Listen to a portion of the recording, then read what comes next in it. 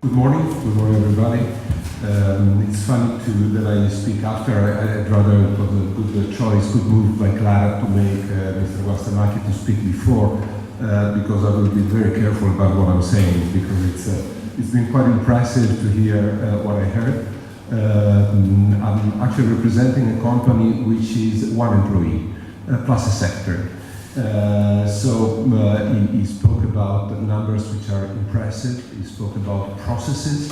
He used, if I'm not mistaken, the word black or white.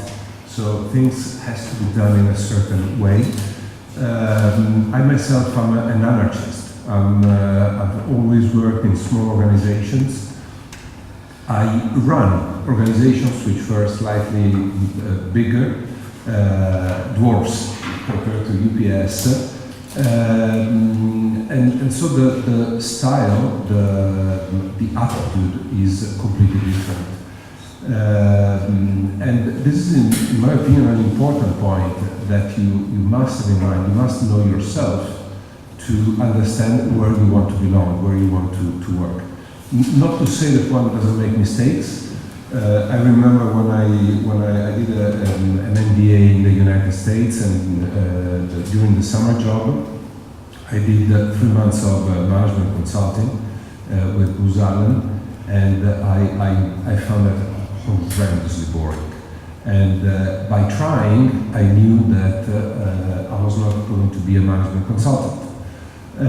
So trying is important, and accessing, one of the fantastic advantages of the fieldwork is that you are in a real life experience with the project, with the timetable, and you very soon will learn whether you will know whether this is where you want to belong or not. So that's quite specific of the MIB.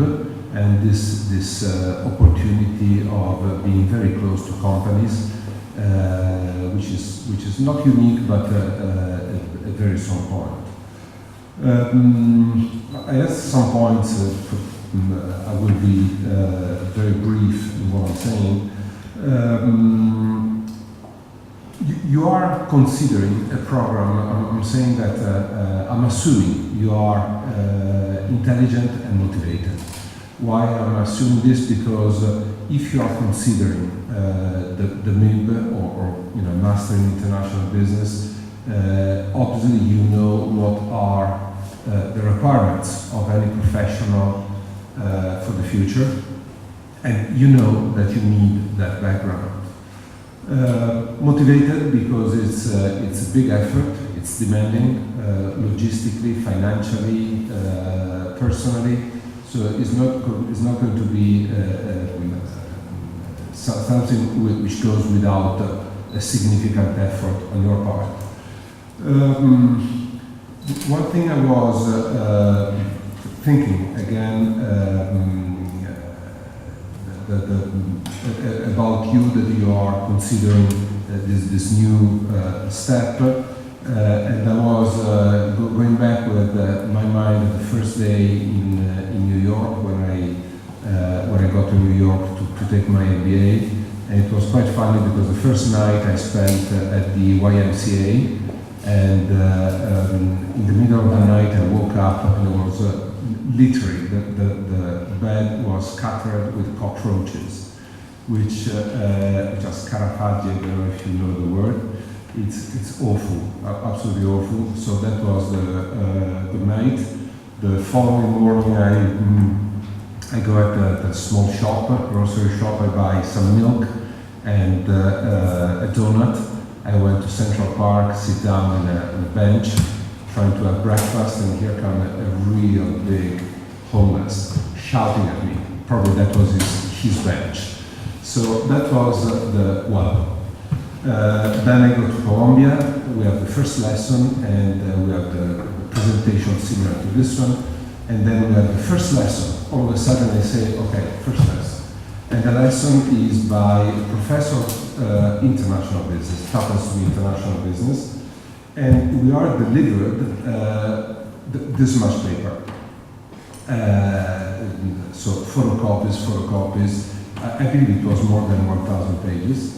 And the professor starts speaking about the contents, and then he said, tomorrow, exam, 25% of the grade is going to be on the material which you have received. So we thought a big laugh, everybody was like, this is funny. And he meant it, it was serious. So off we go, and we spend the night, everybody spent the night reading this paper, trying to make some sense out of it. And tomorrow, the following day, there was the exam, and it was accounted for 25% of the grade. That was the real key point was that in business, and I believe the presentation of Mr. Bastamaki was very clear, you have to handle a number of things which go beyond any human possibility. So the ability to give priorities and to adopt some methods, some methodologies, and some techniques is essential to overcome the bulk of information and inputs which you receive every day. After the MBA, I was, I have to say, lucky enough, because I got a job essentially where I wanted to. It was in investment banking with Merrill Lynch. And I'm saying that I was lucky because very soon before I was hired, there was a new head of investment banking in Europe, and he happened to be an Italian, and he wanted to develop Italy as a market, and so I was looking for Italians. I did not receive any offer up until the time, and so I was basically the last Italian available from Colombia, so I got a job. And it was good enough because I had a lot of fun, but I've always been very lucky, I have to say. After a few months, I thought that my luck has gone. First, my Italian mentor, the head of investment banking, left the company and went back to Italy to run a huge organization. Secondly, I was working in the mergers and acquisitions, and my boss was jailed for insider trading, believe it or not. And there comes summertime, and there was the Black Monday. In one day, the Dow Jones went down 25%. That's unbelievable. It was back in '87. So I said to myself, I'm done, it's over. On the contrary, this implied a reorganization of the company. I ended up in a small department, learning to do a business which was very new in Europe, which was merchant banking, what then became private equity. And so I was one of the very few in Europe to do private equity, which was good enough, was quite fun, because fantasy at work.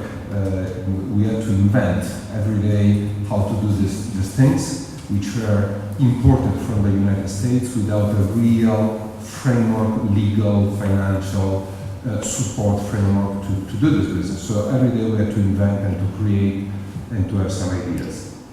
Now, one thing I realized during those days is that my academic background, university and master, was absolutely essential. Without a strong, and I studied very hard during my masters, without that academic background, I would have never made possible that kind of work. Because fantasy, yes, but fantasy with discipline.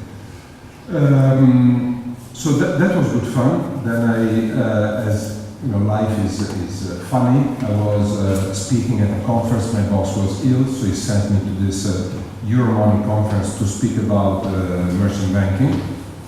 I was literally panicking because I was very young. I didn't know what to say. The audience was this, this businessman in London, and it was sort of embarrassing for me. And I find sitting literally next to me on the panel of speakers an ex-professor of me at Columbia. And this guy is a French-Italian, and he started talking to me, and there was just I just wanted to read my notes. And he kept saying, what are you doing now? And I said, oh, fantastic, I'm working private equity too. And he started, literally, he made me an offer, a job offer. and I was just thinking about what to say, and I had this guy making a job offer, because they wanted to open an office in Italy, and I was just the candidate, and I just couldn't believe it, and I couldn't believe it. Fair enough, after a few weeks, I was giving my resignation to Merrill Lynch, and in a few weeks I was in Paris for a few months, and then in Italy to open up this office, which was fun. Again, fantasy, but again, discipline, and using the academia, which I learned. We did a few transactions.